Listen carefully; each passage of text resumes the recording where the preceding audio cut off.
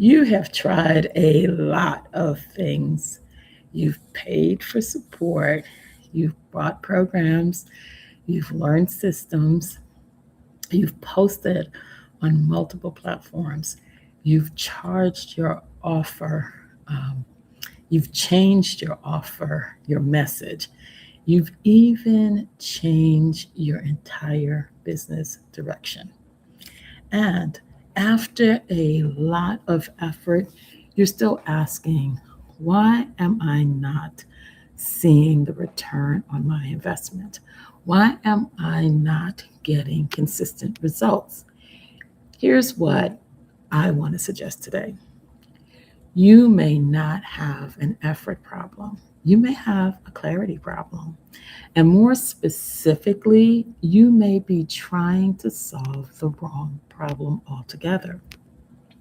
Hi, I am Dr. Andrea, and today we are going to be talking about clarity, but not clarity in a vague sense of the word. I mean the kind of clarity that helps you diagnose what is actually happening in your business. Because when you don't understand where you are getting stuck, every solution looks tempting. And if somebody tells you post more, then you post more. And if somebody tells you to build a funnel, you run off and try to build a funnel. And if somebody says you need to post some ads, then you start trying to figure out how to do ads. And if somebody says that you need a new offer, you abandon the offer that you have and you start building a new offer. If someone says that you need a new platform, you stop what you're doing and you try to figure out how to learn a new complex platform. But here's the problem: you don't use a hammer for every job. Some problems require a tweezer. If you misdiagnose the problem, you can spend enormous amount of time, money, and energy applying a perfectly good solution to the wrong problem. So, my question for you today is simple. Where are you actually getting stuck? I ask this question because I know exactly what it feels like to try everything. When I was starting out on this entrepreneurial journey, I paid for support, I learned complex systems, I posted everywhere, and I switched my focus numerous times, probably more times than I can count. I was working, I was learning, I was investing. And from the outside, it looked like I was committed, right? But underneath all of that activity was fragmentation. I kept thinking that the next tool might be the answer, that the next system was going to help me, that the next strategy would be my breakthrough, or the next shift that I made would really help me figure this thing out. And then eventually, I had to confront something. I wasn't clear. I had knowledge, I had experience, I had credentials, I had ideas, plenty of ideas. What I didn't have was enough focus to determine what actually served the assignment and what needed to go. And then I did something really important. I became the first client of Purpose Flow. I applied the process to myself. I got really clear and then I started letting go. I started letting go of things that just didn't serve me anymore. I stopped treating every opportunity as my opportunity. I stopped assuming that every tool belonged in my toolbox right now. And that part of why I, and that's really part of why I am so passionate about this conversation because sometimes the breakthrough isn't adding another thing. Sometimes clarity tells you what you need to release. Here's what I learned: feeling stuck is not a diagnosis. My business isn't working. It's not a diagnosis. I need more clients. That's also not a diagnosis. I need more visibility. Guess what? That's not a diagnosis either. Those are just symptoms. And if you only respond to systems, you can keep buying solutions without solving actual problems. That's why I use the client flow path from calling to clients and beyond to really solve this problem. It helps us to stop looking at business as one giant problem and start really examining where is the flow actually breaking down. So, I just want to walk you through the client flow path, and we're going to go step by step. There are 10 steps to the path, and I want to break those down for you. So, the very first step, it starts with purpose. And so, when I think about purpose, it's really who are you and what are you called to do, right? Are you clear about what you are called to build and why? And are you building from comparison, opportunity, or pressure? Or is this a calling that you know for sure that this is what God has created you to do? So you have to get really, really, really clear about who you are and what you're called to do. That's your purpose. And then the second thing that you want to focus on once you get clear on your purpose is who are you called to serve? That's your audience, right? Get really clear on your audience about who it is that you serve and what problem they have. You are not here to sell to everyone. And yes, sure, everyone could buy, but you are equipped to specifically help one audience. So you need to determine who that audience is. Number three is your offer, right? So your audience has a hair on fire problem, and your offer solves that problem. Do you provide a clear solution to that problem that your audience has? Or have you packaged what you have to sell it without enough clarity about who needs it and what problem they have to solve? So you got to get really, really clear about what your offer is, and your offer has to provide a solution, transformation to help that person resolve that problem, that hair on fire problem that they've articulated. Number four is visibility. Can the right people actually find you? So if they were to go looking for you, are you showing up where they are?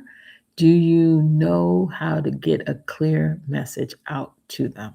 Number five is leads.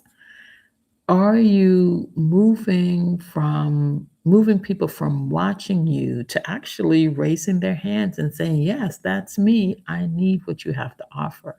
Do you have a clear next step, or are you hoping that followers will just magically turn into clients? Number six is trust. You've heard it so many times before. People buy from those they know, like, and trust. Do people feel safe enough to move to the next step with you? Have you demonstrated consistency, credibility, care, and understanding? Number seven is clients. We finally get to that stage where you're starting to get clients. Can you help someone make a wise decision? I always say this, that buyers have agency, so we're not trying to manipulate people into buying something from us. What we're trying to do is educate them so that they can make a wise decision. Or does your process become awkward when it comes time to ask for the sale? All of a sudden, you start stumbling over your words and you're not quite sure how to ask them to do business with you. And if you've done it correctly, you're having this conversation where you care more about the person than you care about making that sale. And then when it comes time to present your offer, you are actually providing a service to them. You are actually helping them make a decision to solve the problem that they said that they have.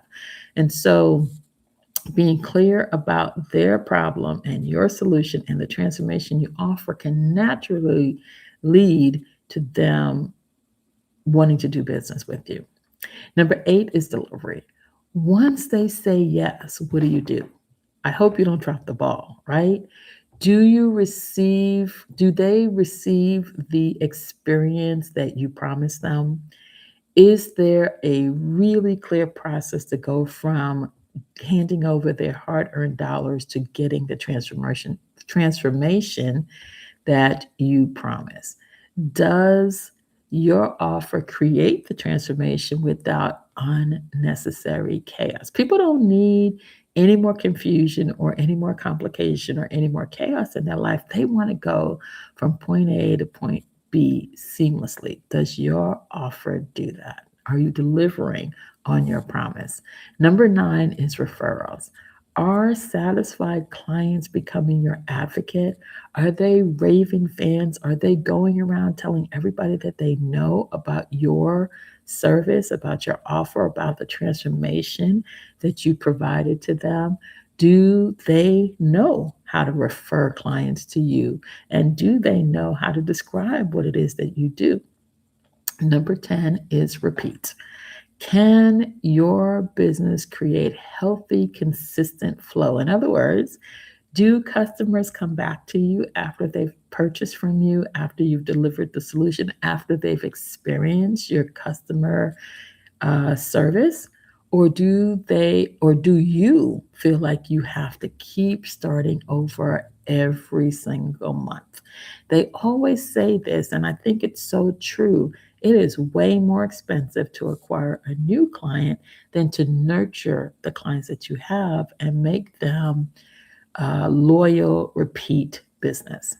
Now, I want you to look at the path, and if your problem is audience, for example, a new funnel is not going to fix that. If your problem is trust, posting 3 times on social media is probably not going to fix that. And if your problem is delivery, getting more leads is probably going to do nothing but magnify your problem. If your problem is purpose, another complicated system may actually create even more fragmentation. So, you don't have to use a hammer for every job. Like I said before, some jobs require a tweezer. Some jobs require you to be a little bit more surgical than that. One of the things I know for sure is that clarity helps you to diagnose the right instrument for the actual problem. I want you to look at the 10 steps that I've outlined, and I want you to ask yourself, where do I have clarity? Where do I have evidence that there's flow in my business? Where do I see inconsistencies? And where am I still guessing what's going on? I want you to think about where you might be spending money trying to solve something that you haven't clearly diagnosed. Don't automatically choose the stage that you dislike the most. Some people might say, "Oh, I have a sales problem, a client problem." Maybe that's where the breakdown is. But I want you to really look at the full path, and I want you to choose the stage where the evidence suggests that the flow is breaking. There are a lot of issues that we face as entrepreneurs, and these are the kinds of tough problems that we tackle inside of ClientFlow Studio Growth Labs. Because building a business can be super lonely, and it's even more so that way when every decision that you're making is living inside of your head. And so the Growth Lab is a place for Christian women entrepreneurs to practice, to experiment, to examine what's working, to diagnose what's not working, and to build in community. And I want to stress that because we are a growing community of women entrepreneurs that are working together to figure things out. We're not doing this solo. We are not here to chase every new tactic. We are here to get clearer, to test. We need to learn together and we need to keep growing and moving together. Before you buy another tool, before you build another funnel, change another offer, or add another strategy, I want you to just step back from it for a moment and I want you to diagnose the problem because clarity will help you to stop solving the wrong problem and start taking the next right step. Be clear about this. Clarity creates focus. Focus creates consistency, and consistency produces clients. If you're missing the clarity step, you are going to be spinning your wheels for a long time. If you are a Christian woman entrepreneur and you are tired of trying to build everything alone, I want to extend a personal invitation to you to come and join us in the ClientFlow Studio Growth Lab. It is a place for practice and experimentation, a place that you can bring your real business problems to. And we're not expecting a polished version. It's a place where you can examine where you are stuck.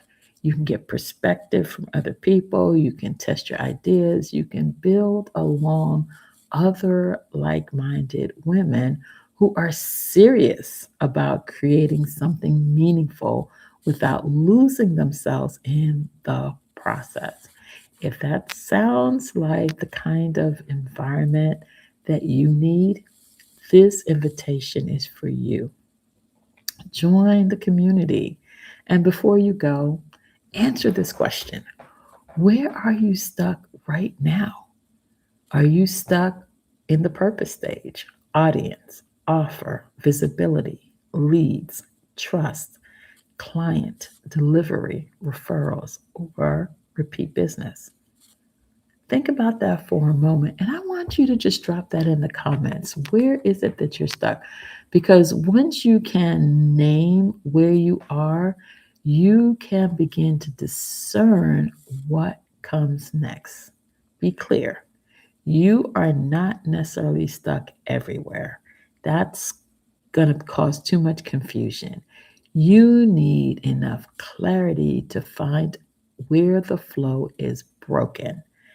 And you need focus to solve the right problem next. Thank you for joining me today on this series that we're starting on the ClientFlow Path. And I look forward to seeing you here next week at the same time. Take care and blessings.